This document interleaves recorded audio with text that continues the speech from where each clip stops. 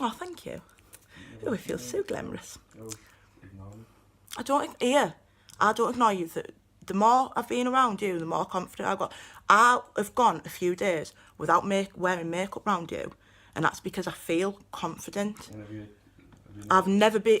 I've been able to go around partners before without makeup, but I've always like hurried and put it on afterwards. Like with you, I can feel settled with just having a little bit of eyeliner on and not having to cake my face with makeup. And it's because you've restored my confidence. Anyway, I don't want to talk about that anyway. I'm going to talk about another subject. Right. So I will give you my undivided attention later. And right now I'm going to talk about God. Right. So as you may know, I've gone through a load of bizarre experiences in my life. I've been sectioned on 2 occasions, and it's because I became obsessed with the universe and my very existence and what it was that there was reason that we existed, and I had all kinds of theories. Like, oh, bloody hell! And it was because there were things that had happened to me that I couldn't explain. It probably didn't help the fact I'd smoked like shit loads of weed, like fucking loads. But no, I'd had one experience where I was in my friend's house, and the television all of a sudden started talking to me. It was like it was talking about me, and it was this. I can't explain, because you're not out off your head. You're not like out of it or anything. It's such a sobering experience. Like, it is very, very, very lucid. And the television, it was actively predicting. And this is where like sometimes you sort of think like, how the hell do you explain that? It was predicting what was going to happen in the room before it happened. Like, it was saying things like, oh, she's finally watching us now. Oh, she can see us now. And I was like, I'm talking about me because I'm watching it. What's going on about? And it went and said, oh, and he's going to make a tit of himself and all. No sooner had the TV said that, or like it said something along those lines, oh yeah, he's going to make an idiot of himself now. Mate tips a glass of water over and it goes all over the work surface. It wasn't one water, fucking booze. And there was... that's just him having a shit. So in case you're wondering what the flushing was, he's just having a shit. And there was another experience where, you know, Comic Relief Live, you know, it's live, isn't it?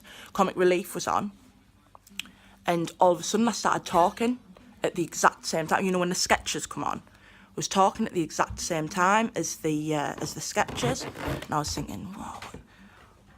And I was completely aware of what was going to get said next, and all my friends were like, "You've watched this before," and I was like, "Yes, it's live."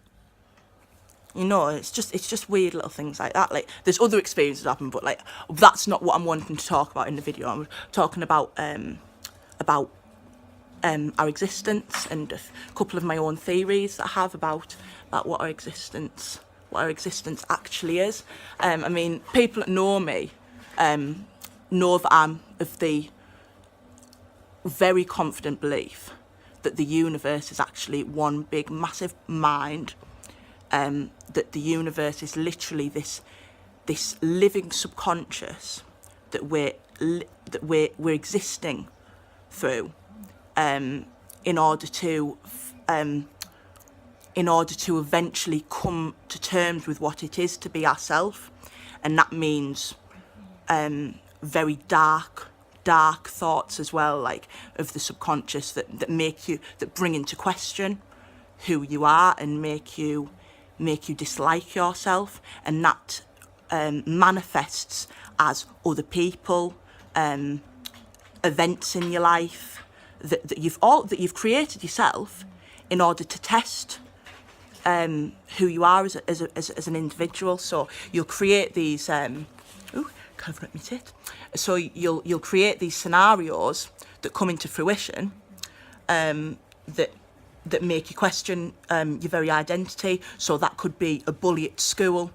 You've actually invented that bully at school to bring you down and to belittle you, this, that and the other, because it's testing how you handle that situation, and you're only trying to handle that situation to the best of your ability, and that's where the that's where the crux is. That's what the crux is no matter what you do, be it right or wrong, no matter how you handle a situation, whether you handle it the right way as you perceive it or the wrong way as you perceive it, you are handling it in any which context to the best of your ability, and that is what life is about.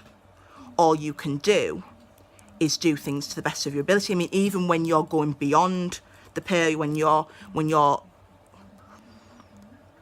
you're doing something that is above and beyond, it's all in the quest to do what's right in your eyes, in your yeah. Hang on, I'm sorry, I'm losing track now. I will get back on track, but I know what I mean, and hopefully you do.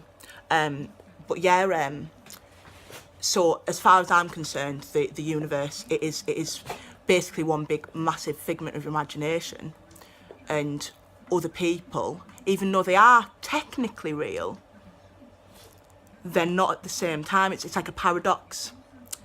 Can God, who is omnipotent and omniscient, even create a rock that he cannot lift? See, technically you could say, yeah, of course he can, he's God. But then if he's God, how does he create his own limitations? And it's all about the power of intent. So God can create a rock that he cannot lift, but he's not able to lift it in one sense, but he is able to lift it in another sense. So he is able to lift. So it's all about in the mind. It's the metaphorical rock, and it is lifted, and it is not lifted. So what is a rock? You know, what is a rock? Rock, it's everything is open to interpretation, and that's the universe. Everything is open to interpretation. Your self-image, it's always going to be open to interpretation by either yourself or other people. Nobody will suss you out completely, not even yourself. And that's the whole universe thing. Like all these scientists, like, you know, you got to understand, like, I used to be one of the biggest atheists going. I didn't believe in God. Had no faith whatsoever. I always like listened to these Big Bang theories and this, that and the other. And then when I got ill, or what other people would perceive as ill, I started like coming up with these theories about the universe. Like, yes, it's all one big mind. It's all one big. It's all a figment of our imagination.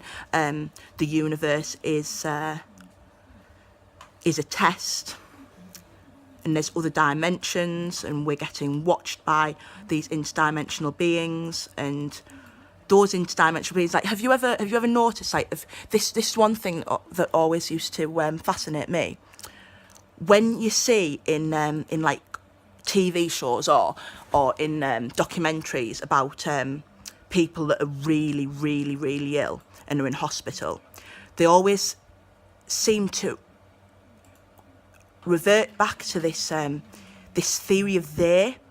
I'll go into depth about they in another video. It's these people that are very ill, and they always say they told me to do it, they did it, they. It's very recurrent. Who are they? And the truth is, they are actually us perceiving ourselves from a different dimension, which would be which is another part of the mind. This is all my own theories, you know what I mean? Like, I could be wrong, but I think I'm fucking right. And it's just us, but it's like we are our own worst enemies. It's like in life, and that manifests in another part of the subconscious. So we're constantly creating these imaginary friends which stem back to us.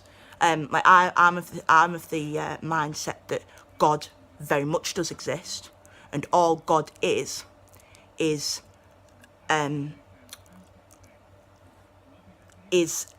like the formula, the very mathematical formula that creates us all, that has created the universe, that has brought us into existence. I believe that God, in order for God to exist and have the powers that it does, I think God had to forget that it was God. So God is us as a whole, and we had to forget our powers of grandeur in order for us to come into fruition. That's just a personal theory. And you know, that's why we have all these religions, and there's an irony with the universe, because we've got all of these religions that are fighting the odds, and all these wars and this, that and the other. And the truth of the matter is, every single religion, when you take it back to basics, all they're doing is saying the exact same thing. And you just look at the history of it, you know, like they all stem from the same religion. And that's the thing, is the universe is a reflection of our inner selves. The world is always at war, because we're always at war with ourselves. The war never stops, because we're constantly at war with ourselves. People fight amongst themselves because we are internally fighting with ourselves. Because nobody, you can be the most enlightened person in the world, but nobody is 100% at ease with who they are. I'm not. I know I give off this impression of, I don't give a fuck, I don't care what people think about me, blah, blah, blah. But there's always, I'm always questioning myself. I've grown immensely. I know I have. Like, I've made mistakes. I've been stupid. I've been irresponsible. I've been selfish. But the good intent is there. And you can be the most, and this is another thing, you can be the most evil, nasty, vilest person in the world as perceived by others. But even them, to themselves, think they're doing the right thing. Whether it's self-gratification or not, they're in some way, and that's where good and evil have shared that in common. We're having this conversation, weren't we, Chris? It's always open to interpretation. So what is evil to someone else isn't evil to somebody else. And the universe is constantly open to interpretation. But I think right now something's changing in the universe. I think more and more people, you look at the likes of Jim Carrey, seriously check out his latest videos, like what he's talking about. There's another character, Morg. I'm not quite sure what I think of him, because I think there is, I'll be honest, I think there is some agenda deep down there. Like, I don't quite know, I could be wrong, but there's just something that seems a little bit off. You know, you can just pick up something a little bit off there. He's speaking all of the right words, he's speaking all the right language, and it's nothing to do with the fact that I sent him a message and he didn't share my video. I mean, I'm not that bitter. But no, honestly, like, there's just something there that's a little bit like, I'm not quite sure. Yeah, I will speak about my theories in, if you're bothered, like, I don't fucking know, in more detail in following videos. But yeah, I know I've like strayed away from the poetry a little bit today, but I'm not just about poetry. I'm about discussion. I like people talking, and I like having like debates with people as well. So, you know, like, whatever your thoughts are on the subject, by all means put in your penny's worth, and I will most likely respond, like, no matter who you are or whatever, like, because I fucking love chatting shit. So yeah, that's me done. This video done for now, I will talk to you later.